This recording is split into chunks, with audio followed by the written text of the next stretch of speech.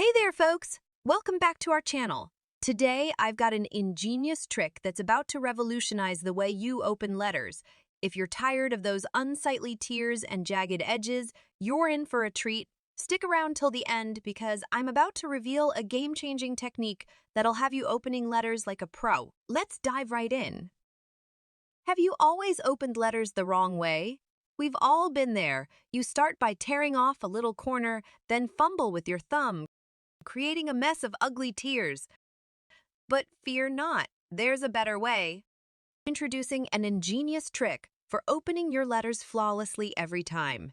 No more jagged edges or awkward tears. Let's get started. Step 1, grab your letter and turn it over. Instead of tearing open the front, we're going to start from the back. Watch closely. Now, here's the secret to a straight cut.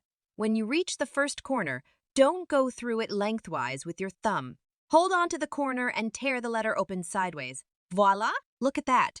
No more hanging corners or messy tears. Your letter is ready to be pulled out quickly and easily. Plus, when you put it back in the envelope, it's clean and pristine.